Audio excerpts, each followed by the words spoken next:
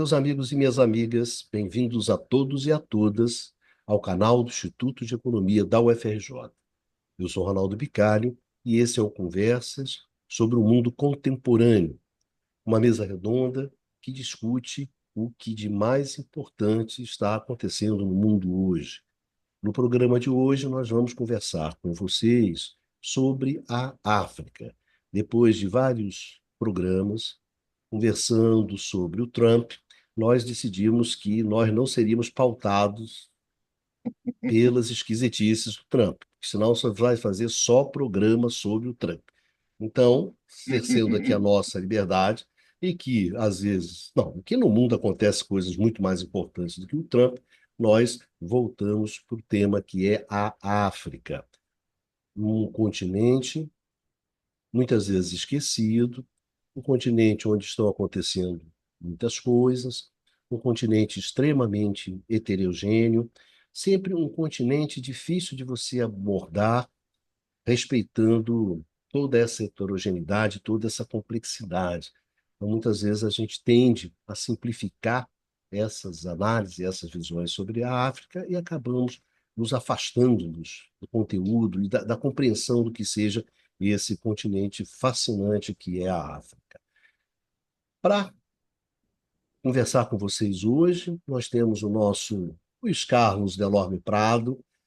Tudo bem, Pradinho? Você que defendeu esse tema com unhas e dentes, pediu para o pessoal mandar nos comentários que queria a África. A África, Finalmente, né? Mas o Trump quase nos tira do sério, né? Hoje já saiu a nova lista de tarifas. Realmente, se nós ficarmos entrável na agenda Trump, nós não fazemos outra coisa da É vida, não isso. falamos de outro assunto, né? Eu acho que é importante até para quem está nos ouvindo que, olha, tem muita coisa acontecendo no mundo e importante que envolve a vida de milhões de pessoas. Então, depois nós voltamos para é. discutir as, a desestabilização, as mudanças que estão acontecendo no mundo puxada pelos Estados Unidos. E essencialmente o Trump é uma malaça, né? Além do mais, além disso. Baixazinho, tudo bem, Baixa? Tudo bem, boa noite. Vamos lá, tema desafiador, né? E hoje, né, com a volta do nosso Numa, Ih, né, com o time rapaz. completo, né? Vai ser interessante, espero eu. Numazinho, bem-vindo, Numa. E Boa aí, noite a Numa? todos e Tá todos. meio enferrujado, meio sem cancha, meio desacostumado. Vamos ver se hoje, com o Numa, hoje, né, com o nosso grupo completo, vamos para a discussão. Lembrando para vocês que vocês podem ouvir esse programa no formato de podcast no canal ie-ufrj. Né? Nesse podcast que vocês encontram aí nos tocadores, etc., que vocês conhecem, né, bem. E, se quiserem ouvir no forma de podcast, tem lá, canal ie-ufrj. Pradinho, começando com você, o nosso Quer começar tradicional a contar a decano. história um pouco para quem está nos ouvindo? Como é que a necessidade de trazer esse tema ressurgiu? Né? Numa das nossas conversas aqui, eu comentei que eu vi um filme que me impressionou muito, o filme de um diretor belga, Johan Grimopress, que foi indicado para o Oscar, né, documentário sob o nome Uma Trilha Sonora para um Golpe de Estado, que falava sobre o assassinato do Lumumba, que foi um dos líderes da independência do Congo, que é uma história muito triste, muito dura, levando em conta, inclusive, a tragédia que foi o Congo como colônia da Bélgica. Aliás, as outras colônias da Bélgica, tal como Ruanda, Burundi, todas as que foram de alguma maneira governadas pela Bélgica, são só tragédia, né? Essa história, inclusive, é muito interessante porque o que sai do governo, sai dessa disputa, vai ser justamente a ascensão de Mobutu, que vira um dos ícones dos ditadores sanguinários e violentos da África, né? Depois, o Congo belga adquire em 71 o nome de Zaire, e até aparece em filmes europeus ou americanos como o exemplo daquele governante irresponsável, etc.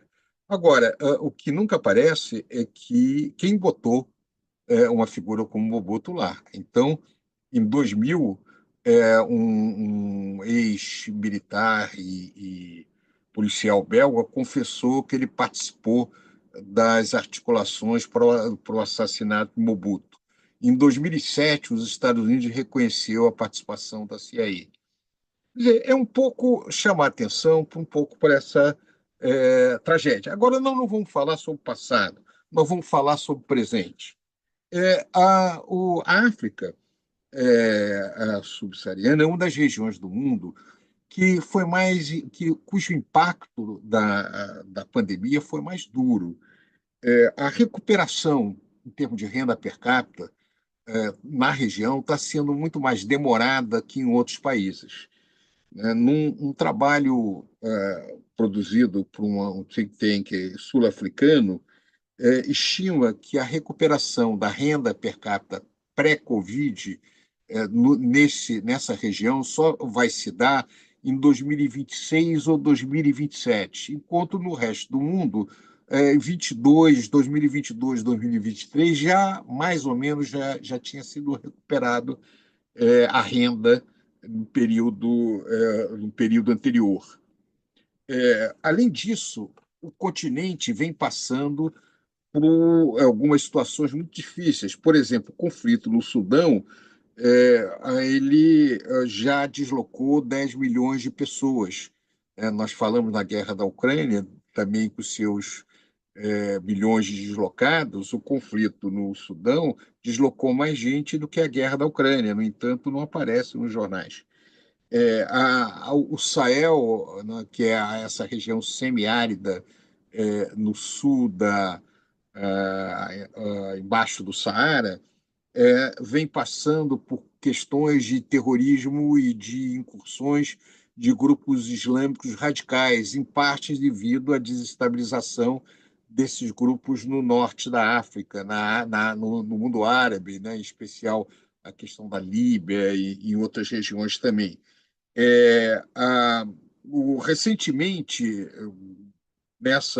na região onde o Congo e Ruanda, vem enfrentando uma situação muito dramática do avanço de um grupo chamado M23, que é liderado por um Tutsi, que viveu a experiência também do genocídio em Ruanda, né, dos Hutsis contra os Tutsis, e que tenta justamente ocupar uma região muito importante em termos de mineração na África. A disputa por minerais raros, produtos naturais, está se transformando também em uma grande disputa geopolítica, na medida em que a Rússia é deslocada no mercado europeu. Os últimos dados vêm mostrando uma importância crescente das exportações da Rússia para a África. A nova rota da seda, né? As ações da China com referência à África, vem crescendo a presença da China na África, onde ela tem interesse não apenas na área de mineração, mas também de aumentar, em alguns países, um potencial produtor de produtos agrícolas para consumo na China. De certa maneira, hoje a China é muito dependente de países como o Brasil para vários produtos soja e também eventualmente, os Estados Unidos, ela também compra um volume de produtos consideráveis. Uma diversificação com referência à África seria positivo para ela, embora não tão positivo para um país como o Brasil. Portanto, a agenda de temas, quando nós trabalhamos com esse continente, que é um continente gigantesco, são 48 países na África subsaariana, alguns deles com imensa população. Por exemplo, a Nigéria tem uma população mais ou menos equivalente à brasileira. Eu vi o último censo, da 203 a 208, os dados que pego, com território que são pouco menos de 1 milhão de quilômetros quadrados, é mais ou menos o tamanho do Mato Grosso. O pessoal tem mais ou menos uma ideia. Então, uma densidade populacional muito grande. Até países com baixíssima população, com pequena densidade. Então, é uma grande diversificação dentro dessa região.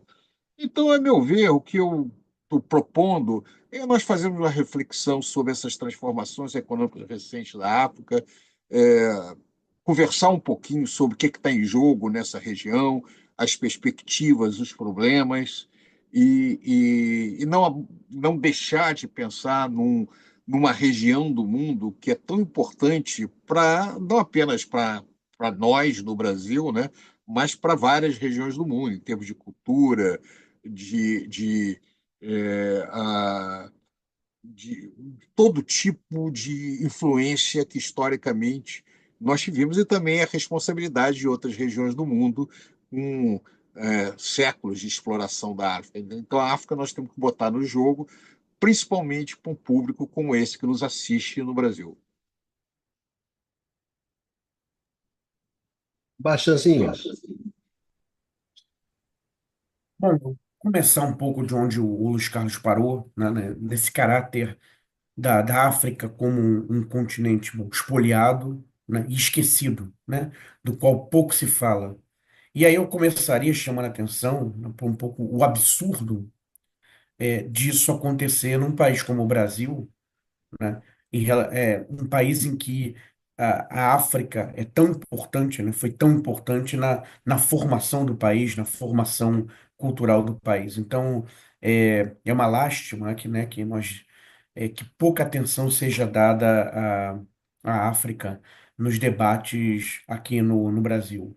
E de certa maneira, né, quer dizer, não é a primeira vez que nós estamos fazendo um programa sobre a África ou sobre países africanos, já fizemos sobre países africanos em particular, mas de todo modo, né, é, talvez nós mesmos aqui deveríamos dar um pouco mais de atenção ao continente aqui nas nossas discussões. Bom, é, sobre a África, o desempenho da África, acho que o primeiro aspecto, né, a chamar atenção, e aí um pouco na verdade, dando mais ênfase, né, enfatizando um aspecto destacado pelo Luiz Carlos, é a questão da heterogeneidade, né? A África é um continente muito grande, muito populoso, e com uma série de diferenças, tá? Bicalho, você pode colocar, por favor, o gráfico?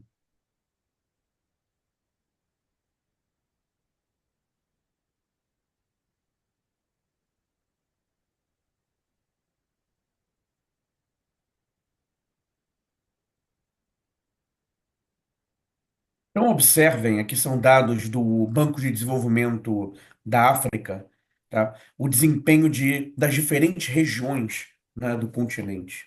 Então, é um desempenho heterogêneo, tá? É um desempenho heterogêneo. E mais do que isso, quer dizer, há uma oscilação não desprezível ao longo do tempo, tá? E isso está ligado, né, a uma característica é, dos países africanos de uma maneira geral, quer dizer, no meio da diversidade, tá, tem um aspecto que é mais ou menos comum, que é o fato das economias africanas, na sua grande maioria, serem pouco diversificadas, né, e muito dependentes da exportação de commodities. E nesse contexto, muito vulneráveis, né? Muito suscetíveis às oscilações do preço internacional dessas commodities, tá? O que leva a um desempenho que pode oscilar muito ao longo do tempo.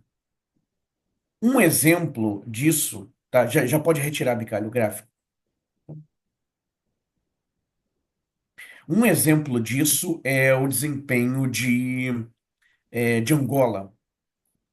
Angola, depois do final da Guerra Civil, em 2002, tá? em função muito do boom das commodities e do preço do petróleo na primeira década do século XXI, cresceu muito nessa primeira década dos 2000, tá? Angola, dados aqui pelo menos eh, 10 anos atrás, Angola era o segundo maior produtor de petróleo da África e o quarto maior do mundo. Pode ter mudado um pouco a posição nesse ranking, mas certamente não mudou dramaticamente. Tá? Então, quer dizer, num período em que o petróleo estava, o preço do petróleo, internacional do petróleo estava em alta, Angola cresceu muito. Mas o que acontece no período subsequente, né? No começo da segunda década, Angola ainda segue crescendo bastante, em 2012 cresceu 7%, mas aí depois, no período 2015 a 21, na média desse período, a economia se contraiu 1,2%. Tá? O dado de 2002, aí cresce 3%. Em 2023, cresce 1%. Então, o desempenho é extremamente ligado à dinâmica dos preços internacionais da commodity. Não apenas, mas muito dependente da dinâmica dos preços internacionais das commodities. Tá? No caso da Angola, do petróleo. Vamos lembrar que, né, no começo desse período 15 e 21, houve uma queda do preço internacional do petróleo, tá? Que nos afetou aqui também, nós aqui no Brasil, e em particular a Petrobras aqui, a grande empresa de economia mista, né, do setor aqui no país. E aí, no que tange a essa oscilação, duas observações mais a fazer. Uma remetendo a um aspecto, a um ponto que o Luiz Carlos destacou na sua fala, que é o fato de que, se, por um lado, as regiões até cresceram, se nós virmos o gráfico que eu mostrei agora há pouco, né, os dados de crescimento não são desprezíveis. Agora, o crescimento populacional, na grande maioria dos países do continente, também é muito grande. Tá? De modo que o crescimento da renda per capita nos países da região, é, nas diferentes regiões do continente, foi muito baixo, tá? No período recente. Foi muito baixo, abaixo até do que outras regiões em desenvolvimento, tá? E nesse contexto, tá? Não é só um crescimento da renda per capita que é baixo, tá? É, esses países estão partindo de um crescimento de renda per capita, estão partindo de níveis de renda per capita muito, muito baixos. Então, mesmo que o crescimento da renda per capita fosse elevada nesses países, tá? O fato de que eles estão partindo de patamares muito baixos em relação a esse indicador, tá? Não significaria também grande coisa se houvesse um grande crescimento da renda per capita. E isso, possivelmente, tem a ver também com o fato de que é, esses momentos de grande crescimento não são estruturantes. Tá? Então, quer dizer, se, por exemplo, cresceu muito o preço internacional do petróleo, tá? Isso gera uma renda muito grande ali no setor e nos setores que estão ali, são adjacentes, mas isso não promove, não promoveu, pelo menos, uma diversificação da estrutura produtiva. Tá? Então, quer dizer, acaba sendo realmente algo efêmero, né?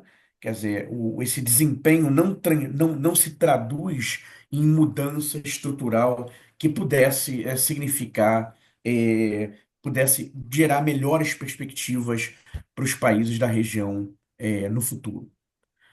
Tá? Do ponto de vista da África, um país de destaque, né, é a África do Sul, que inclusive faz parte dos BRICS, né, quer dizer, daquele bloco de países em desenvolvimento, do qual o Brasil faz parte, né, essa sigla que é dos países originais, né, que originalmente fizeram parte dessa lista. Se eu não me engano, até a África do Sul entrou um pouquinho depois o Luiz Carlos pode. Entrou, agora entrou também Etiópia, agora Ah, sim, todos sim, os sim, não, BRICS, agora entrou uma Etiópia turma, né? e o Egito está lá em cima. Mas Sim, basicamente original era a África do Sul. Quer dizer, original não, ela entra um pouco depois, um mas pouco o depois, né? S Mas dos enfim, BRICS por é anos South foram África, a né? sigla foi BRICS, né? O S de BRICS é de South Africa. É. A África do Sul, num período recente, tá? De 15 a 21, a economia ficou praticamente estagnada, tá? Cresceu 0,6%. Depois cresce 2,9% em 2022, 1,8% em 2023, e a estimativa aqui nesse relatório do Banco de Desenvolvimento da África, que é do final de 2024, a estimativa era 1,9% para o fechamento do ano de 2024. Então não são taxas de crescimento expressivas, tá? São taxas de crescimento que a gente tenderia a encontrar em economias maduras, o que não é o caso da África do Sul, tá? E isso num contexto de taxas de inflação que estão sempre em torno dos dois dígitos, né? A taxa de inflação na média do período 2015 e 21 foi de 9,1%, tá? Em 2022, 12%, 9,3% em 23 e 10,7% é, em 2024, A tá? inflação média na África subsaariana está em torno de 18, tá? É bem elevada. Pois pegando os países do sul da África, sul É. mesmo, né? Só o sul. Ali, então, que pega Namíbia, Malawi, né? Zimbábue, África do Sul, Lesoto, tá? É uma lista de 14 países e seis desses países têm inflação acima de dois dígitos.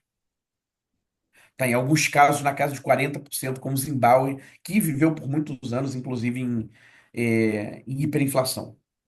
Tá? Então, quer dizer, uma economia que talvez pudesse ser apontada como a joia da coroa do continente, como a África do Sul, na verdade, tem tido um desempenho muito modesto, né? De um crescimento baixo para uma economia em desenvolvimento e de uma inflação alta comparativamente às economias mais desenvolvidas, posto que sempre ali em torno dos dois dígitos. Então, para encerrar a minha primeira participação, eu queria chamar a atenção para o fato de a África, e um ponto que o Luiz Carlos também já inicialmente tratou, que é o fato dela, uma vez mais, ser um espaço de enorme disputa, tá? Uma região rica em recursos naturais, tá? Com um mercado consumidor, né? Com potencial, ainda que sabendo que a renda per capita é muito baixa nesse continente, né? A despeito das diferenças entre os países. E nesse contexto todo, quer dizer, um declínio da influência europeia. E aí, deixando até como um mote, talvez, para o Numa falar, em particular, um declínio da influência francesa, tá? Por exemplo, nessa região que você mencionou do Sahel, tá? A França tem retirado tropas nos últimos anos de vários países da região em que ela tinha presença militar, tá? As últimas tropas francesas deixaram Mali e a República Centro-Africana em 2002, Burkina Faso em 2023. Começa a ter um movimento no Chad, a partir do final de 24. Também tem fenômeno análogo ali acontecendo, para sinalização na Costa do Marfim, Senegal, Níger, tá? Basicamente, a França mantém presença no Djibouti, que é um lugar estratégico, né? Tem 1.500 soldados, e no Gabão tem 350 tropas. Bom, a natureza detesta o vácuo, né? Quer dizer, esse espaço está sendo ocupado. E, em particular, nessas regiões, nesses países que eu chamei a atenção anteriormente, a Rússia vem tendo uma influência crescente, tá? E na região do Sahel, por exemplo, o Níger é importante, tem importantes minas de urânio, que é a matéria-prima para a produção de energia nuclear. E Mali e Burkina Faso, por exemplo, tem muitas minas de ouro. Tá?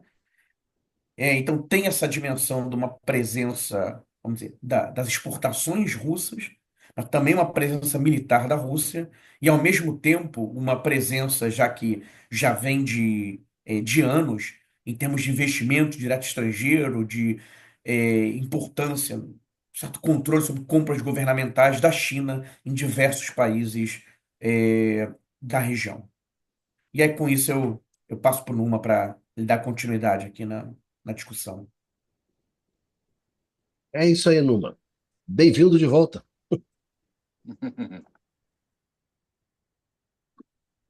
Então, bom,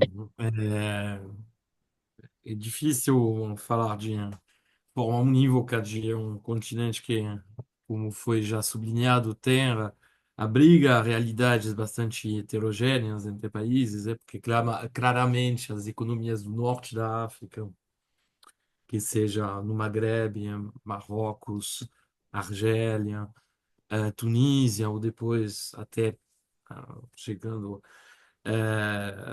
mais para a parte leste, a Líbia, o Egito tem realidades econômicas, estruturais e sociais muito diferentes, tá? Porque as economias do norte da África, até pela sua posição geográfica, né, no sul do Mediterrâneo, são muito mais integradas diretamente com as economias europeias. Por exemplo, houve um movimento de relocação produtiva industrial, qual se beneficiaram, em particular, Marrocos, Tunísia, e até um certo ponto também o Egito, que não acontece, por exemplo, no espaço subsaariano.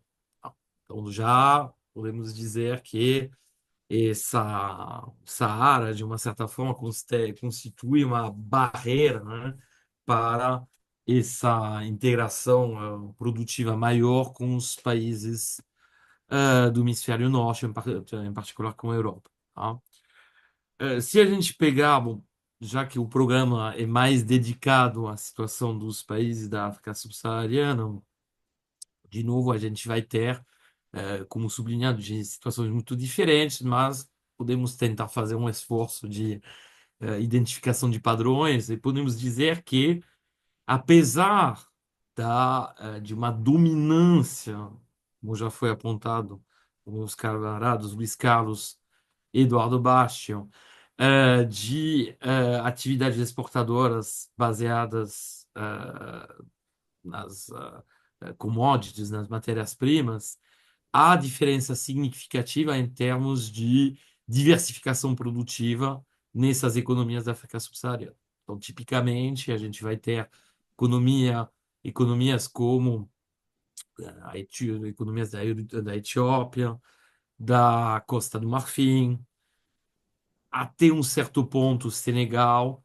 da Nigéria, de Moçambique, que vão ter, e aí, bom, deixo de lado por enquanto a África do Sul, porque aí realmente é uma realidade completamente diferente, já voltarei a esse ponto. Mas essas economias precitadas são economias um pouco mais diversificadas do que a média das economias subsaarianas. Tá? Então, são economias que podem não ostentar necessariamente sempre as taxas de crescimento mais altas, por exemplo, não chegaram, né, as taxas de crescimento a dois dígitos que a gente podia observar no caso angolês, por exemplo, como foi sublinhado pelo Eduardo Bastian, porém, porque de fato que se beneficiam as economias muito monoexportadoras, vamos dizer, atividade, de fato tem uma dinâmica imediatamente atrelada à evolução do preço internacional das matérias-primas, mas, ao mesmo tempo, elas enfrentam oscilações negativas muito mais marcadas. Então, essas economias mais diversificadas, que eu já citei, elas resistem melhor a essas oscilações negativas, né, do preço internacional das matérias-primas. E a gente observou, inclusive, que na um período de recuperação econômica pós-Covid, nessas economias mais diversificadas, tendeu até uma recuperação mais robusta. Tá? Quando a gente fala de diversificação produtiva na África, tem que entrar um pouco no detalhe. tá? E aí, bom, o nosso bicário, que hoje está com um pouco baqueado, né? Está com problema de saúde, não vai poder intervir talvez de forma tão brilhante quanto de costume, mas a gente pode olhar, por exemplo, um Um excelente indicador, puxa-saco. com certeza, né? A gente pode olhar um excelente indicador, né, desse padrão de crescimento, de desenvolvimento econômico atingido através, por exemplo, da percentagem da população que vai ter acesso à rede elétrica.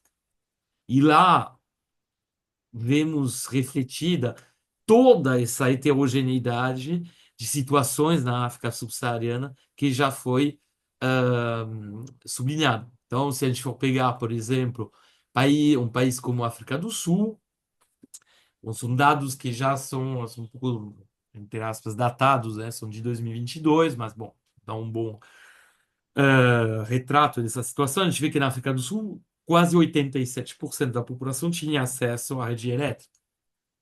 Se a gente olha para, como se diz, para o Gabão, por exemplo, é 94%. Gana, 85%. Quênia, 76%. Nigéria, apesar do gigantismo do país da população, mais de 60%. Senegal, 68%. Sendo que a média da África subsaariana é envolta, né? Isso são dados de 2022. Em 2022, a média era de 46%. No início do ano, assim, novos dados publicados pelo, ehm, pelo banco, pela UNCTAD, mostram que já tinha superado 50%. Então, a gente vê que realmente tem uma série de países, que são esses países de economias mais diversificadas, que oferecem um acesso significativamente maior à média do continente à eletricidade da sua população. Isso é um retrato bom, porque a gente sabe que, bom, sem rede elétrica, qual diversificação produtiva você vai poder realizar, tá? Então, de fato, nesses países que têm mais diversificação produtiva, quais atividades a gente vai encontrar tipicamente? As atividades que, no processo de substituição de importações, que a gente observou a partir da década de 30 na América Latina, são as atividades industriais de transformação simples, tá? Basicamente, a produção de bens de consumo, tá? Ou seja, você vai ter sei lá, uma fábrica de bebidas, bom, aí dependendo dos países, alcoólicas ou não, você vai ter alguma indústria têxtil local, lá também, obviamente, a concorrência chinesa muitas vezes tem sido dura, né, para esse setor nos últimos anos, mas existe, né?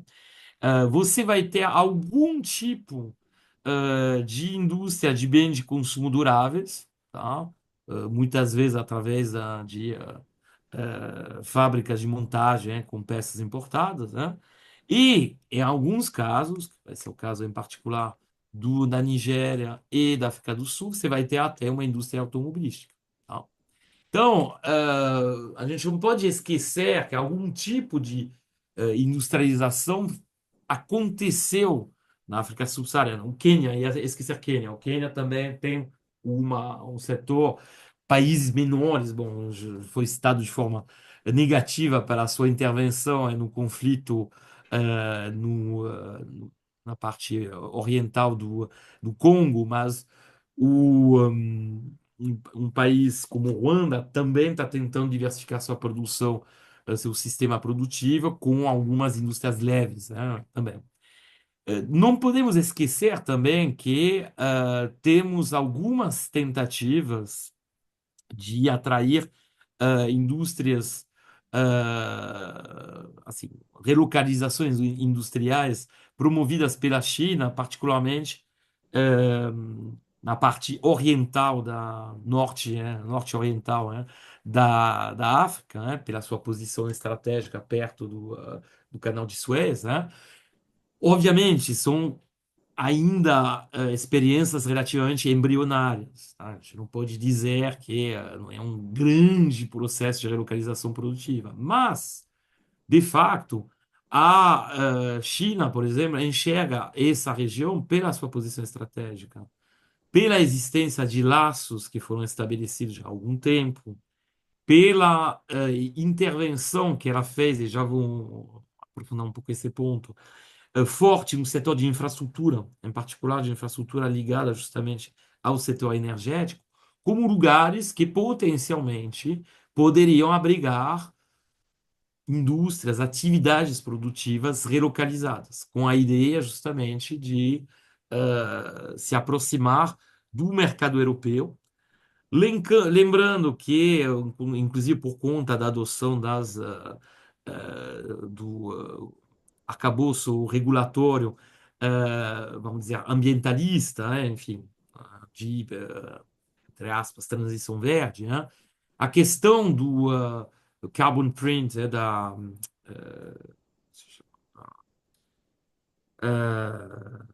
como seria em português, carbon print, gente?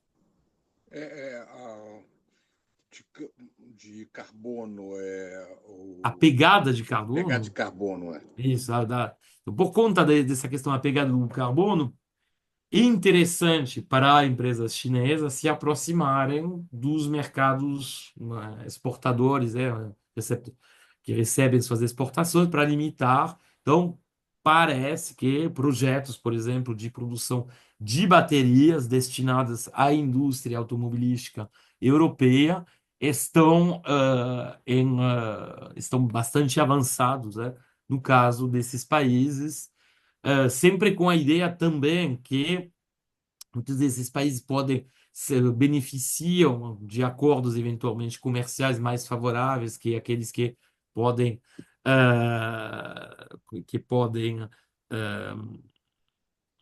assim existir entre a China e as economias europeias. Então, pode ser visto no futuro como uma eventual assim, região, né, de intermediária para a China para poder exportar mais facilmente sua produção para o mercado europeu. Bom, isso é tudo ainda muito embrionário, como eu já falei. Tá? Se a gente for pensar na questão justamente das matérias-primas, um grande problema em muitos países produtores de matérias-primas na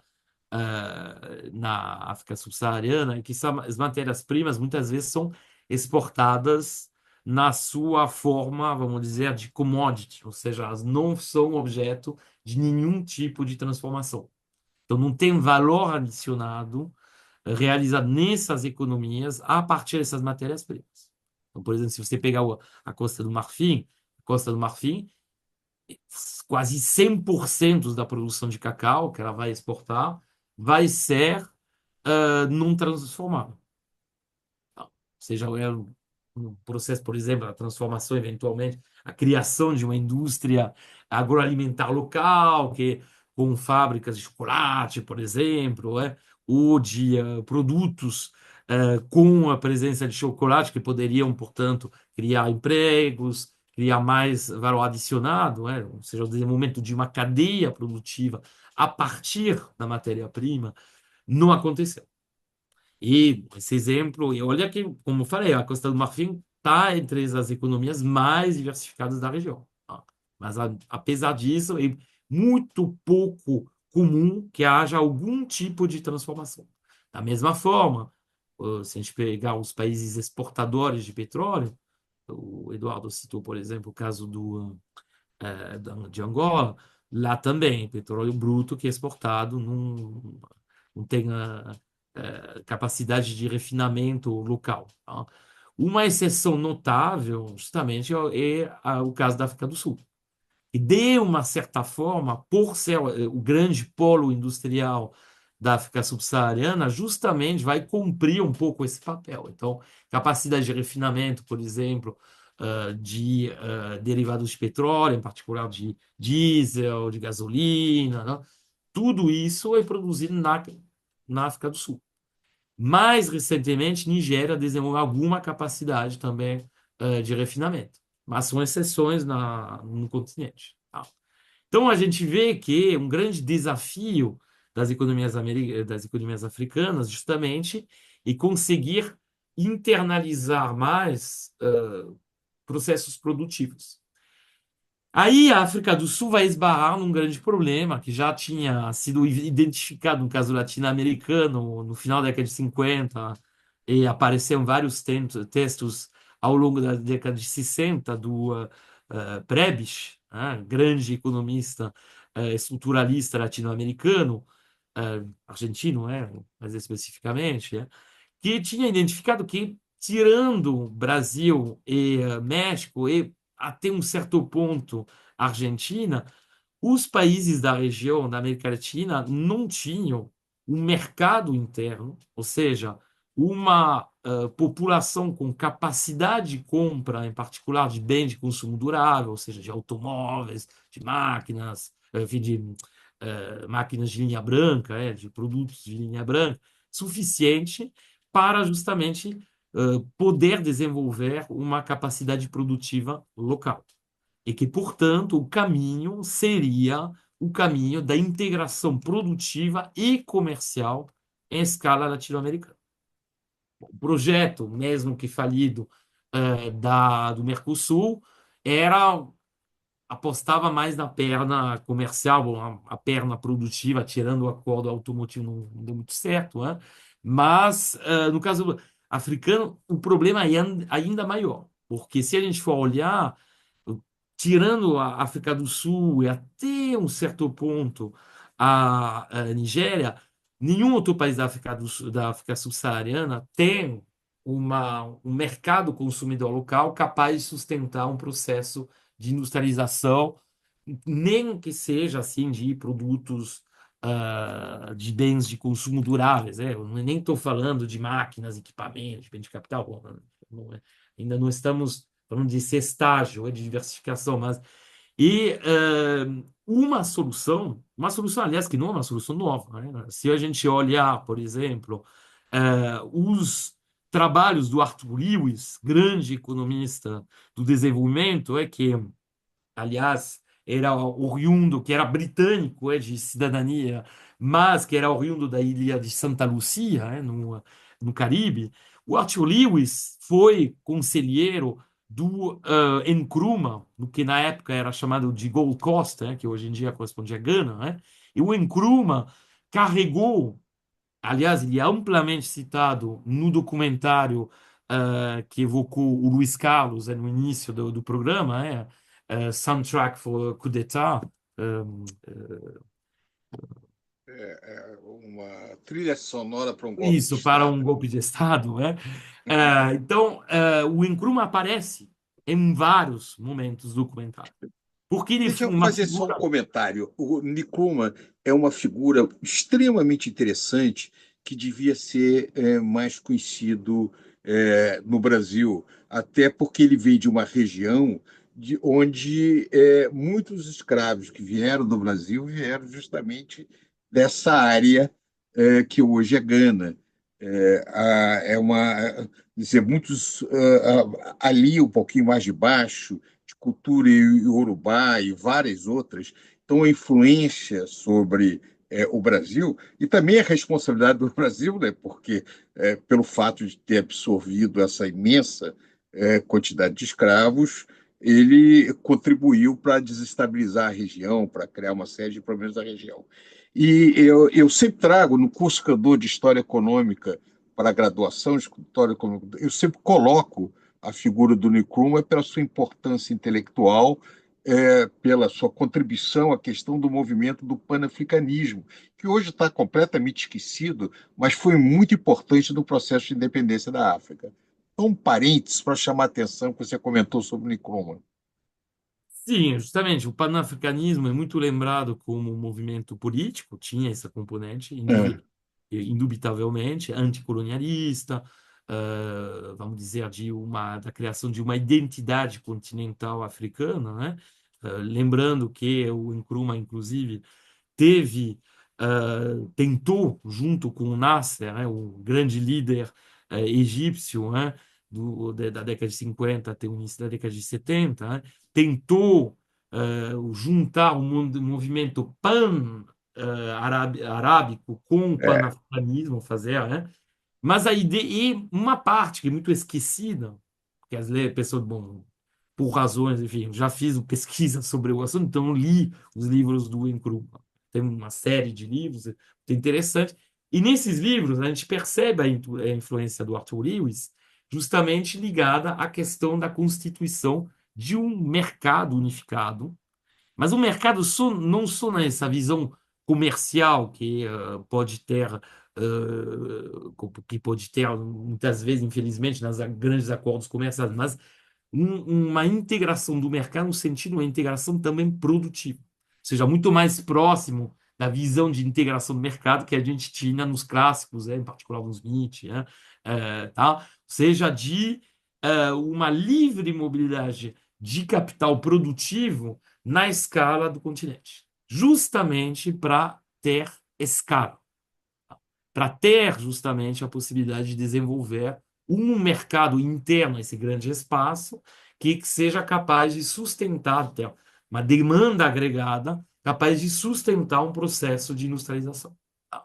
E nesse sentido, não é muito parecido, como eu já mencionei, com os projetos e os estudos que fizeram na sua época, na década de 60 até 70, figuras do estruturalismo latino-americano, como o Prebisch, o Aníbal Pinto, o Celso Furtado, obviamente, no caso do Brasil. Tá? Então, no caso africano, a gente tem também essa problemática. Existem múltiplas instituições, então, a Organização dos Estados Africanos, por exemplo, citado pelo Eduardo, é uma delas, mas, infelizmente, essas instituições têm tido pouca capacidade integradora. E aí podemos fazer a conexão com problemas de instabilidade política, de instabilidade institucional que caracterizam a região. E, obviamente, o papel tanto das ex-potências colonizadoras, que vão ser, dependendo dos países, a França, o Reino Unido, a Bélgica, até, se a gente for pegar Ruanda, o Congo, junto com a atuação desestabilizadora também de novos, vamos dizer, de outros países, os Estados Unidos, tradicionalmente, bom, isso aparece muito nitidamente no documentário precitado pelo Luiz Carlos, mas também mais recentemente da Rússia, tá? Porque não podemos nos enganar, a Rússia não está indo para a África para ajudar o desenvolvimento da África. E uma a visão, assim, a atuação russa na África é tão, vamos dizer, exploradora quanto foi o caso das expotências colonizadoras. O caso da China é mais interessante, porque mesmo se, obviamente, a, a, a progressão muito rápida da presença econômica chinesa num continente não se deve ao puro filantropismo, é verdade que a China oferece algo em troca da sua presença. Ou seja, o avanço que a gente tem em infraestrutura de transporte, em infraestrutura de energia, com a construção, por exemplo, de represas e até de hidroelétricas de grande porte, sendo que, dependendo dos países, tem países, particularmente da parte central da África subsaariana, que tem um potencial hidrográfico muito grande. Essa intervenção da China, ela acaba sendo benéfica em termos de base de infraestrutura. Tá? Os problemas que a gente poderia apontar têm mais a ver com a dificuldade depois, com a entrada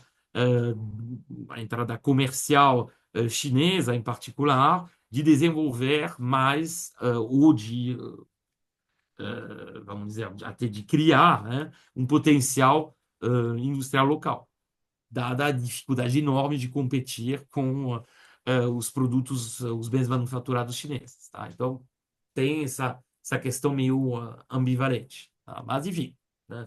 Eu só queria tecer essas poucas observações e passar a palavra para os camaradas. Bom, posso seguir, Bicalho? Gostaria de fazer um comentário em cima do Numa, a respeito de uma tentativa que não deu certo. Lá, os países da África Ocidental tentaram criar uma comunidade uma união econômica e dentro dessa região, chama-se a Comunidade Econômica da África, da África Ocidental, monetária e econômica da África Ocidental, que são 8 países que estão diretamente, que usam, que usavam originalmente uma moeda que é CFA, que é diretamente ligada à França. Na sua origem, isso era a comunidade, era a moeda da comunidade francesa na África. Depois, com a independência dos países africanos, esse CFA, como é conhecido, passou a ter uma fortíssima influência da França e no funcionamento que seria uma moeda comum para os países dessa região. Então, basicamente, quando se analisa o papel dessa moeda dentro dessa situação, né, o franco da África Ocidental, ele acabou gerando uma série de problemas e vários dos países da região vêm abandonando essa moeda. Há muitas críticas sobre o papel da França no que se refere a isso aí. Eu estava lendo uma crítica feita por um economista da Costa de Marfim, que estava analisando a situação, fez uma análise bastante crítico. Um economista do Mali, ele disse que o fato de que as reservas dessa União Econômica e Monetária Africana ser mantidas muitas vezes sob o controle da França gerava uma quantidade grande de problemas, e principalmente o fato de que essa moeda, de alguma maneira, estava vinculada ao euro, e isso também reduzia a possibilidade de fazer política econômica. O fato é que essa tentativa de aumentar o mercado dessa região também não funcionou. E é importante, até para o público que está nos ouvindo, entender que vários países da África, as suas fronteiras não foram resultados de processos históricos africanos. E um número razoável deles foram decididos no famoso Acordo de Berlim, no século XIX, quando as potências europeias distribuíram a partes da África entre si. Isso ficou conhecido como a partição da África, a expressão inglesa Scramble for Africa. Então, muitas vezes, um grupo étnico ele está presente em 2 países. Essa questão, por exemplo, do Congo e de Ruanda, a população Tutsi está nos 2 lados, está em Ruanda e está no Congo. Os Hutus veem os Tutsis como tem uma profunda discriminação contra os Tutsis. Então, muitos desses problemas ocorrem em várias regiões da África. A questão dos Hausa contra os Ibos, os Yorubais, na Nigéria, isso realmente é uma imensa tragédia da África. essas grandes lideranças, tipo Nkrumah, Nyerere, tentaram superar esses problemas. O movimento do panafricanismo tentava, de alguma maneira, criar alguns laços que integrasse um grande número de etnias, de línguas. É uma das regiões do mundo que tem mais línguas vivas efetivamente operando, um número muito grande também. Tudo isso dificulta a comunicação. O fato é que a África vai ultrapassar agora, no ano que vem, nos próximos anos, em termos absolutos, o número de pessoas em situação de miséria absoluta que era do sul da Ásia, né, da Índia, Bangladesh, Paquistão, em torno de 40, 60 milhões de pessoas em situação ganhando, se eu não me engano, $2,5. É uma renda realmente muito baixa. Então, é um imenso desafio. Em tese, tem um potencial de crescimento grande, até porque existe muitos territórios ainda não devidamente aproveitados em termos de agricultura, um potencial mineral gigantesco, agora com muitos problemas de infraestrutura. Eu acho que o Numa tocou num ponto que talvez, pela primeira vez, alguma potência estrangeira vem contribuindo com melhoria de infraestrutura na África. É, a, a Rússia, você tem inteira razão, Numa, porque ela muitas vezes o que ela tem fornecido são mercenários, grupos que vão entrar, que têm uma função específica, que alguns deles contribuem no enfrentamento de terroristas islâmicos. Uma das críticas que você vê, principalmente nos países do Sahel, é que as bases americanas, porque tem várias bases americanas e francesas, elas não enfrentam, elas não estão lá para defender contra esses movimentos radicais islâmicos. Eles não querem se envolver nisso. Eles estão muito mais preocupados com os problemas geopolíticos globais. Então, essas tropas que vêm de mercenários russos, muitas vezes elas atuam em áreas específicas e elas têm um papel dentro disso. Mas Pois isso o está grupo Wagner andou atuando na região, né, Luiz Carlos? o Grupo Aquele Wagner famoso grupo continua, Wagner. eu não sei se o nome continua como Wagner, mas os seus herdeiros continuam lá em várias dessas regiões. E eles, no caso, eles atuam a serviço do governo, diferente das tropas francesas, que têm a sua própria agenda, ficam lá nas suas bases e, eventualmente, nas americanas, e não querem se envolver nessa pequena. Porque são conflitos de baixa intensidade, nem por isso menos nocivo para a população nessas regiões de fronteira. Mas, no caso, tem essa diferença e, obviamente, os governos que são próximos dos russos têm a possibilidade de ter acesso a esse tipo de tropa, que traz, de certa maneira, também uma proteção para a população. Não dá como negar esse fato, porque são fatores de desestabilização esses grupos na região.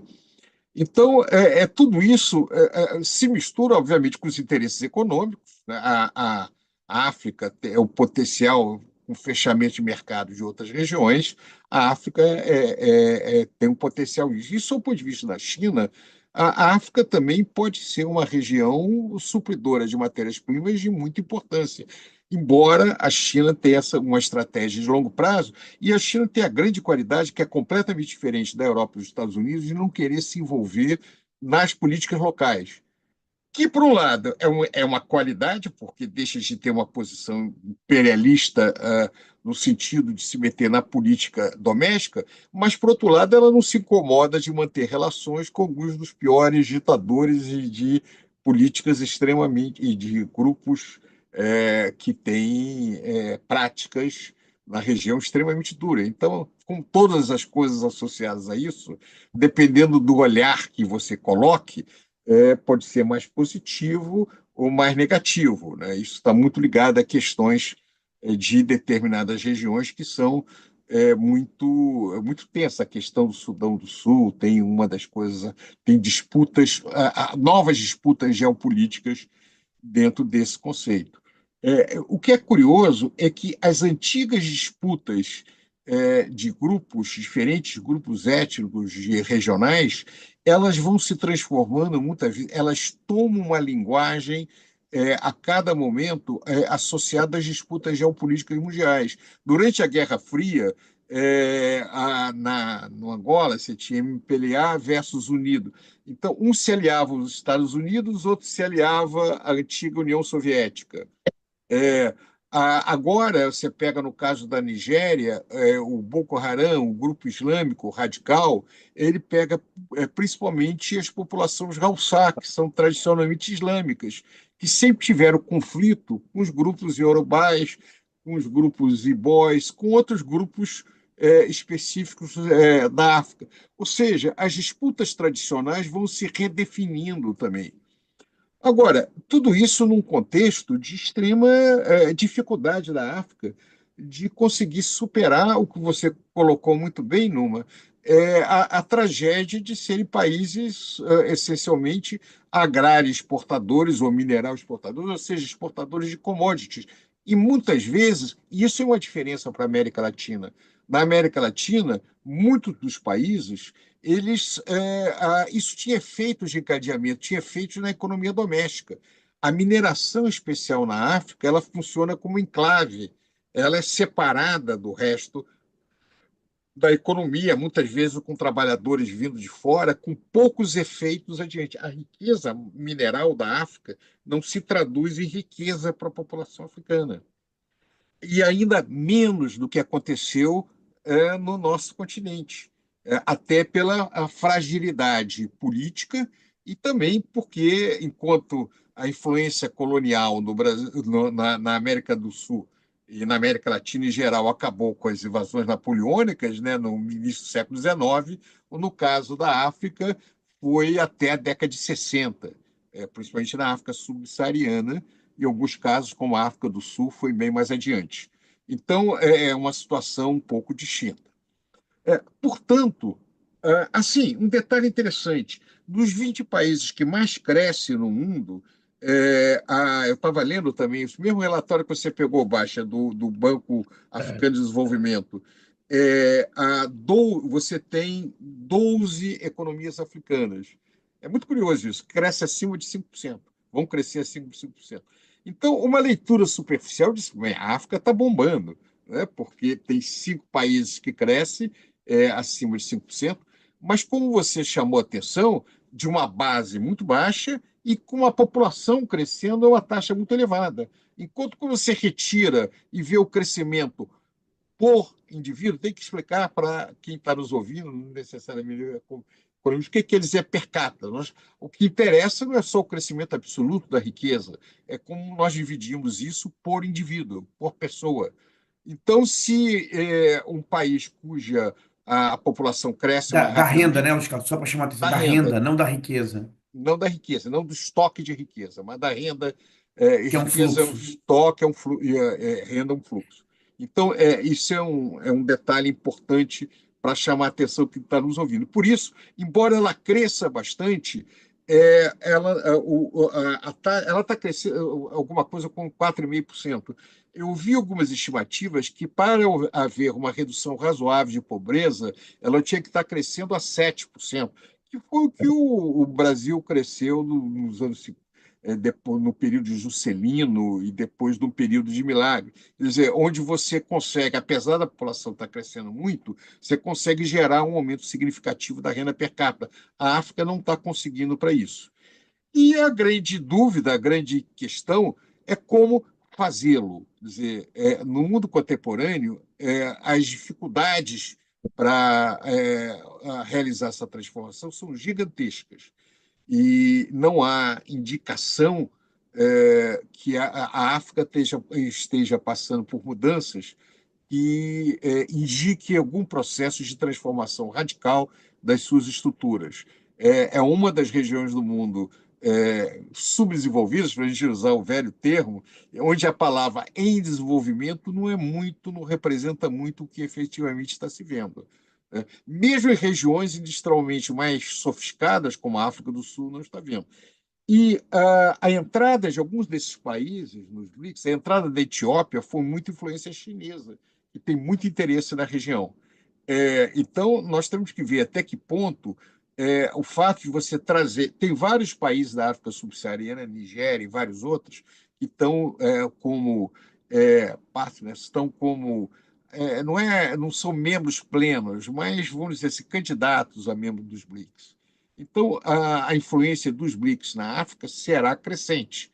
Agora, o grande desafio, isso vale para o Brasil, vale para o papel da Índia, vale para o papel da China, da Rússia, os maiores players dessa região, como nós podemos contribuir de maneira diferente do que as potências colonizadoras para, de alguma maneira, ter uma influência positiva na transformação econômica dessa região. Eu acho que esse é um ponto que nós temos que pensar a meu juízo, nós no Brasil temos que discutir que tipo de papel nós temos que ver. Inclusive que nós temos imensa dívida para, pelo menos, a África Ocidental, né, onde vem a maior parte dos escravos do Brasil, embora na região lá de Moçambique, na Ásia, na África Oriental também vieram, mas nós temos uma dívida muito grande com países, com regiões desse continente, que, de alguma maneira, eu entendo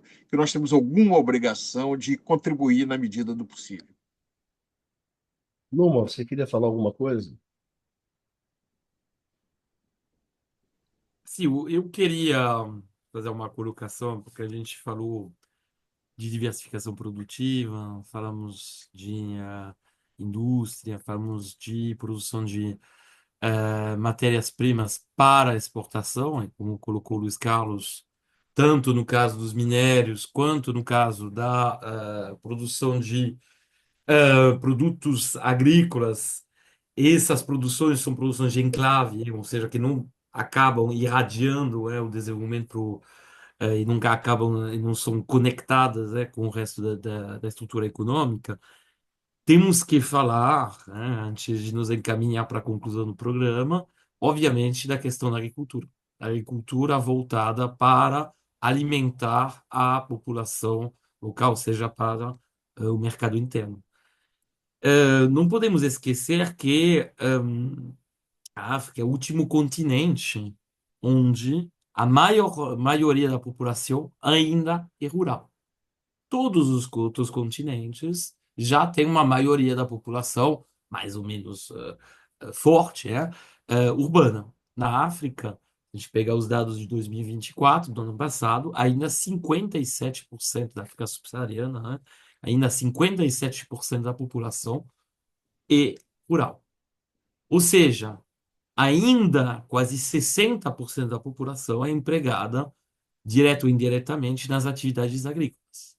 Então, a questão do desenvolvimento econômico, como colocava justamente, bom, já citei esse economista, mas o Arthur Lewis, conselheiro do Nkrumah, como isso era colocado, na verdade, pelos principais dirigentes africanos do período pós-colonial, aqueles que pelo menos tinham lutado contra as potências coloniais, o desenvolvimento africano, como em todas as economias, ou as regiões de economias emergentes, com um nível assim de pouco diversificado de estrutura econômica, passa pela modernização da agricultura. E a modernização da agricultura na África subsaariana é uma questão, literalmente, de sobrevivência, que coloca, que é vinculada à questão da sobrevivência da população. Tá? Não podemos esquecer que, particularmente a região do Sahel, mas não só, né? Se a gente pega o caso da Etiópia, o caso do Sudão, e de regiões mais específicas, até na parte austral, você tem episódios frequentes de fome, muitas vezes associados justamente ao fenômeno já apontado pelo Luiz Carlos, né, de refugiados por conta de conflitos, ou entre países, ou de guerras civis. E mas o problema é que, de qualquer forma, a agricultura da África subsaariana não é atualmente capaz de sustentar a população local. todos os países, quase todos os países da África subsaariana, quando está a exceção, obviamente, da África do Sul, precisam importar alimentos. Inclusive, a gente viu recentemente, quando teve distúrbios, no mercado internacional de cereais, depois da guerra, do início da guerra na Ucrânia, isso afetou fortemente os países da África subsaariana. O fenômeno inflacionário, também mencionado pelo Eduardo Bach, de inflação de custo ligado justamente a essas importações de alimentos, também afetou essas economias. Então, você não pode conceber um desenvolvimento assim, de grande porte, da região subsaariana sem ter uma modernização da agricultura. E essa modernização ela vai esbarrar em vários problemas, que, como a gente sabe, bom, que marca, a revolução tecnológica na agricultura vai ser a mecanização, ou seja, o uso de tratores, coletadores, etc. E, ao mesmo tempo, a quimicalização da agricultura, ou seja, o fato de você usar fertilizantes de origem não animal nem vegetal, em geral derivados da indústria da indústria um, petrolífera, da petroquímica, e o uso também de produtos fitossanitários, ou seja, que permitem lutar contra pragas. Ora, justamente, particularmente, você tem um duplo problema em função da região na África subsaariana. Você tem a parte imediatamente, bom, parte imediatamente abaixo do Saara, que é uma região muito árida. Então, um problema de seca que assola esses lugares faz com que a modernização e o aumento da produção agrícola seja difícil, porque até a criação de sistema de irrigação, pela ausência de uma bacia hidrográfica suficiente para alimentar, vai criar problemas, tá? E insuficiências. Se a gente for descer um pouco mais, caminhar mais para o centro da África subsaariana, até, vamos dizer, o limite que seria a África Austral, ou seja, a parte norte na África do Sul, uma parte do sul do Quênia, Namíbia também. Bom, essa parte que até tem condições hidrográficas bem melhores, como já foi mencionado, porque a gente tem na prática um clima tropical, o problema é que essa região é assolada justamente por muitos parasitas, muito bom. Aqui não é um programa sobre agronomia, mas você tem, sei lá, a presença da mosca tsetse, que sempre foi um grande impeditor para o desenvolvimento, por exemplo, de gado, em grande escala. Todos esses problemas, por enquanto, não eram resolvidos nem tecnologicamente. O que você tem um movimento que vem de pesquisas realizadas tanto em países ocidentais quanto no próprio Brasil, o Embrapa, por exemplo, já assinou vários acordos de colaboração com países africanos, e de justamente você tentar resolver cientificamente esses empecilhos.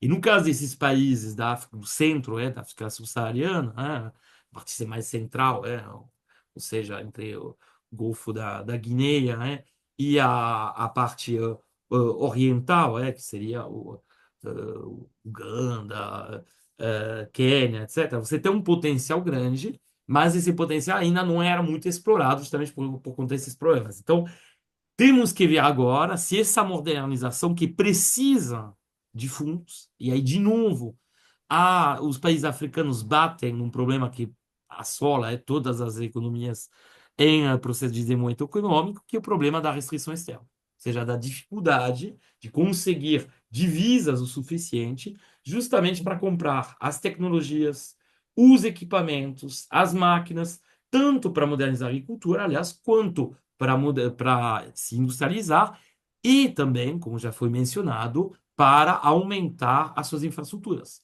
Não só de transporte, mas também de serviços públicos, atendimento médico, a questão também da educação, da capacitação da mão de obra local. Tudo isso, né, depende, esbarra também um problema dessa dificuldade de ter acesso a divisas e ajuda externa que recebem os países africanos é, obviamente, muito insuficiente.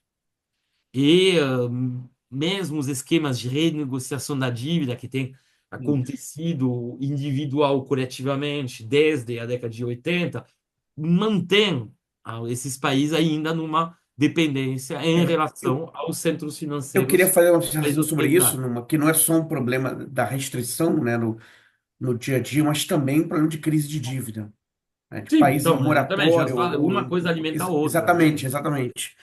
Em Exatamente. moratória, em quase moratória, né? Tem um Uhum. punhado de países africanos nessa situação. Exatamente. Então, esse desafio da agricultura ele nunca pode ser esquecido. Ele é absolutamente fundamental, uma questão de sobrevivência das populações locais, uma questão também de autonomia, não depender, porque justamente o fato de você não produzir alimento suficiente, precisar importar, em alguns países a gente chega a 80% da matriz alimentar local que depende de importações, bom, isso obviamente cria a necessidade de divisas que, que esses países, muitos desses países não têm como enfrentar. E isso, obviamente, reduz a capacidade de você importar, diversificar suas importações, no sentido de importar esses equipamentos para modernizar a estrutura econômica. Tá?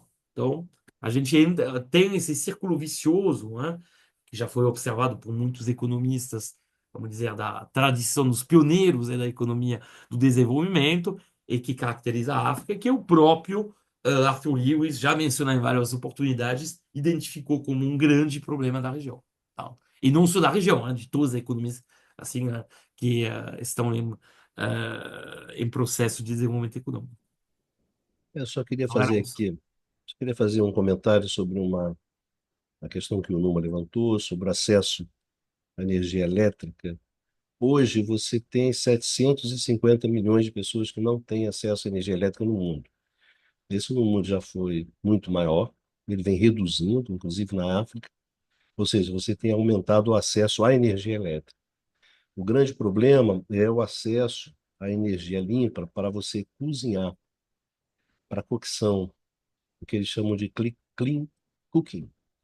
E atualmente, o número de pessoas no mundo sem acesso a essa energia limpa para a cocção chega a 2 bilhões de pessoas, bilhões de pessoas.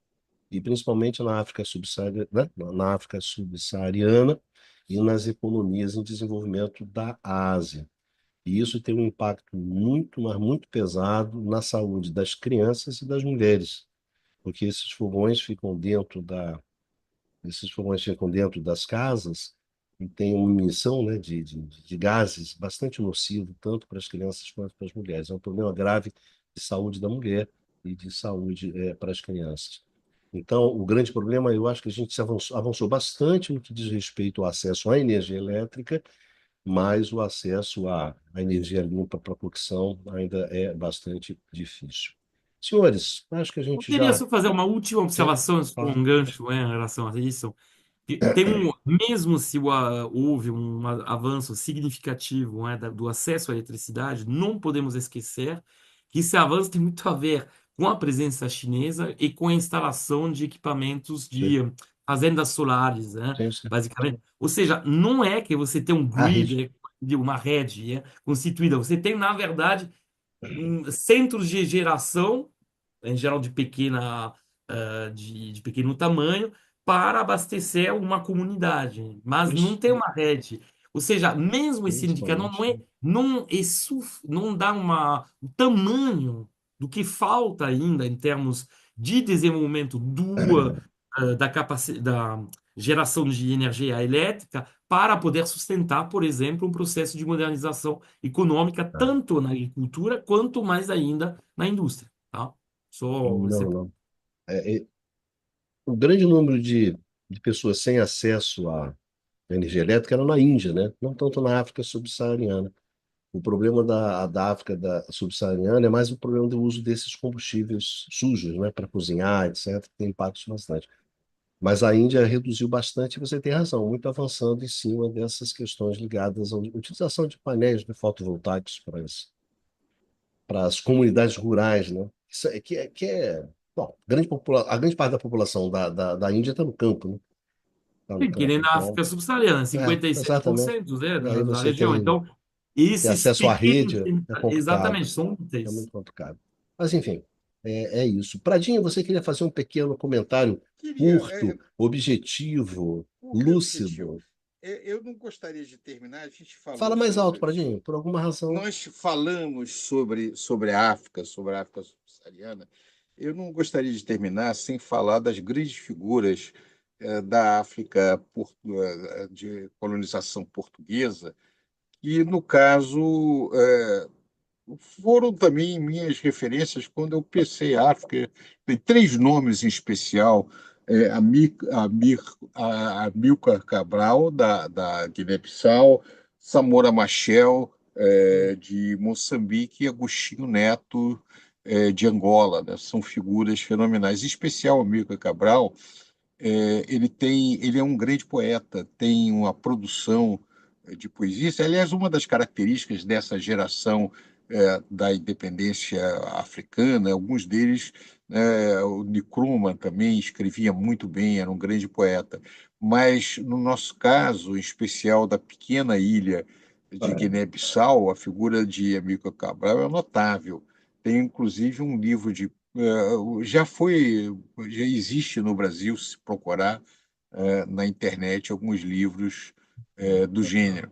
Então, eu sempre falo para quem quer pensar em história econômica, pensar sobre o mundo contemporâneo, olha um pouco a literatura desses tempos, que ajuda bastante a pensar a situação que nós vivemos. Então é isso. Eu achei, sabe, Bicalho, que foi interessante o que nós fizemos hoje, que foi um momento de sair um pouco desse peso tão forte que a conjuntura mundial nos traz, para discutir uma região que nos é muito cara e que o público que nos assiste ouve pouco.